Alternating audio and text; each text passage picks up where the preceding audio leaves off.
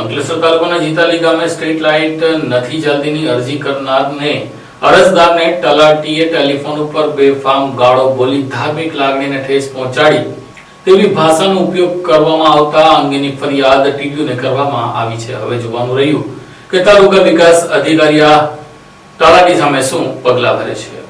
અંકલેશ્વર તાલુકાના જીતાલી ગામમાં સ્ટ્રીટ લાઇટની સમસ્યા અંગે રજૂઆત કરવા ગયેલા એક સ્થાનિક નાગરિક સાથે તલાટીએ ગાળાગાળી કરી હોવાના આક્ષેપ સામે આવ્યા છે। આ મામલે તલાટી અને અરજદાર વચ્ચે થયેલી કથિત ફોન પરની વાતચીતનો ઓડિયો ક્લિપ સોશિયલ મીડિયામાં વાયરલ થતા ચર્ચાનો વિષય બન્યો છે। જીતાલી ગામના મોટુફળિયા વિસ્તારમાં સ્ટ્રીટ લાઇટો લાંબા સમય બંધ હોવાની ફરિયાદને લઈને સ્થાનિક રહેવાસીએ ગ્રામ પંચાયતના તલાટી મનોજ ચૌધરીનો ટેલિફોનિક સંપર્ક કર્યો। રજૂઆત દરમિયાન બંને વચ્ચે ઉગ્ર બોલાચાલી થઈ હોવાનું જાણવા મળ્યું છે। સોશિયલ મીડિયામાં વાયરલ થયેલી કથિત ઓડિયો ક્લિપમાં અશોભનીય ભાષા તેમજ ધાર્મિક લાગણીઓને ઠેસ પહોંચે તેવી ટિપ્પણીઓ સંભળાતી હોવાનો દાવો કરવામાં આવી રહ્યો છે। ફરિયાદમાં જાહેર સેવક તરીકે તલાટીના વર્તનની તપાસ કરી યોગ્ય કાર્યવાહી કરવાની માંગ કરવામાં આવી હોવાનું સૂત્રોએ જણાવ્યું હતું। બીજી તરફ સમગ્ર મામલો વાયરલ ઓડિયો ક્લિપના આધારે ચર્ચામાં આવ્યો હોવાથી તેની સત્યતા અને તેમાં રહેલા અવાજોની ઓળખ અંગે સત્તાવાર તપાસ બાદ હકીકત સ્પષ્ટ થઈ શકશે। તંત્ર દ્વારા ફરિયાદની તપાસ હાથ ધરવામાં આવે છે કે નહીં અને તેના આધારે શું કાર્યવાહી થાય છે તેના પર સૌની નજર મંડાયેલી છે।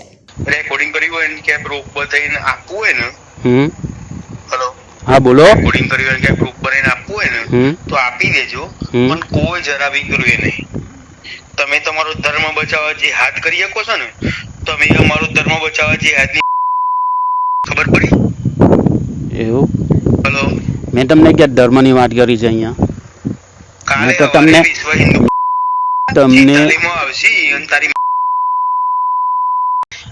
તું ખાલી તોડ કરવા માટે મને બ્લેકમેલ કરે છે બફાવાનો ફોન કરી કરીને।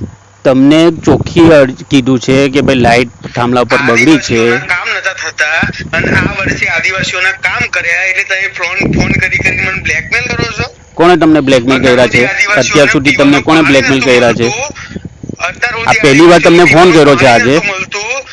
અને આદિવાસીઓના કામ કરે એટલે ફોન કરી મને બ્લેકમેલ કરો છો। તમને આજે પહેલી વાર ફોન કર્યો છે ને આમ કીધું છે કે થાંભલા ઉપર લાઈટ ચાલતી નથી। તમે કેટલા દિવસથી 4 મહિનાથી તમને લોકો કહે છે તો તમે કરતા નથી અને મારા ઘરની બહાર થાંભલાની બહાર લાઈટ નથી એટલે તમને ફોન કરજો તો તમે આવી રીતના વાત કરવાની હોય છે તમારે। હા તો મહેશ કાકાને ફોન કરીને શું કીધું હું પ્રાંત સાહેબ જોડે બેહેલો છું વાત કરો એવું કીધું? એ ગમે તે કીધું હોય તમારે શું લેવા દેવા એમાં? તારા જેવા છે ને સવારમાં 9 ને 10 જોડ કરી પડીશ તે માપમાં રહે છે ને ચડડીમાં રહે છે ખબર પડી? આ મોદી સાહેબ નો યુગ છે ને હિન્દુઓનો યુગ છે માપમાં રહો એવું? હા ધમકાવાની બ્લેકમેલ કરવાની કોશિશો છે ને પ્રાંત જોડે બેહ્યો છે કલેક્ટર જોડે બેહ્યો છે છોડ નહીં ક્લાર્ક જોડે બેહ્યો તો પ્રાંત જોડે બેહ્યો છું ખાલી બ્લેકમેલ કરે છે। ચાલો તો વાંધો નહીં, સવારે મળશું આપણે। હા પંચાયત આઈને કોઈ દિવસ કીધું કે અહીંયા લાઈટ લાખવાની છે? 3 વખત આવ્યા છે, અરજી આપી એક વખત અરજી બી આપી છે। કઈ જગ્યાએ નાખવાની કીધું મને એક વખત? અરજી બી આપી છે, તમને જ આપી હતી। ખાલી રાતે 9 વાગે 8 વાગે 9 વાગે ફોન કરી મેથી મારવાની। 4 વાગે ફોન કર્યો તો તમને, તમે મને 6 વાગે 7 વાગે ફોન કર્યો। ભાઈ શાંતિ રન માપમાં તો મજા આવશે નકર સીધો કરી નાખતા વાર નહીં લખ। વાંધો નહીં, ચાલો સવારે મળશું આપણે।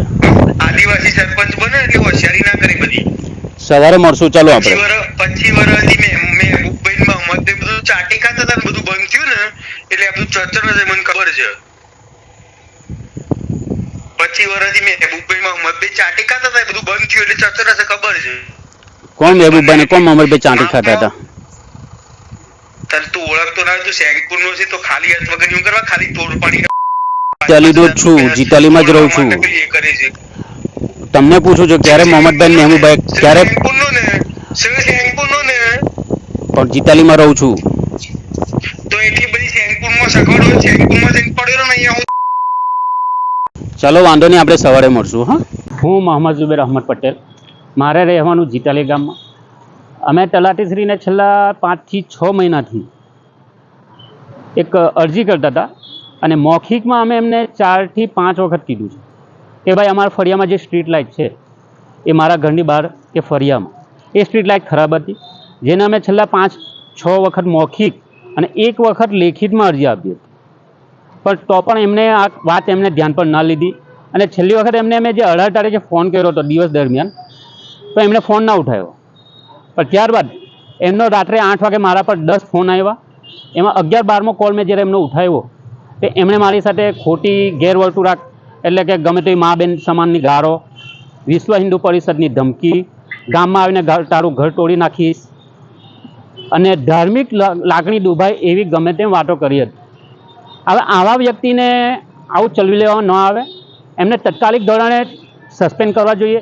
એ માટે અમે આજે TDO સાહેબને આવેદનપત્ર આપવામાં આવ્યા છે અને આ આવેદનપત્ર અહીંયાથી અમે TDO, જિલ્લા વિકાસ અધિકારી તથા કલેક્ટર ભરૂચ અને આ જ અરજીની એક કોપી અમે રવાના એટલે કે અત્યારના હાલના જે નવા DGP છે GS મલિક સાહેબને પણ અમે આ અરજી મોકલીશું કે જેને આની ઉપર કાયદાકીય પગલાં ભરવામાં આવે અને તાત્કાલિક ધોરણે આ માણસને સસ્પેન્ડ કરવામાં આવે, જેથી કે આ બીજા કોઈ વ્યક્તિ આ ગામમાં બીજા કોઈ ગામમાં જઈ અને આવું ગેરવર્તણૂક કોઈની સાથે કે ધાર્મિક લાગણી દુભાય અને બે કોમ વચ્ચે કોઈ કોમવાદ ન થાય એ માટે આ માણસને તાત્કાલિક ધોરણે સસ્પેન્ડ કરવા જોઈએ.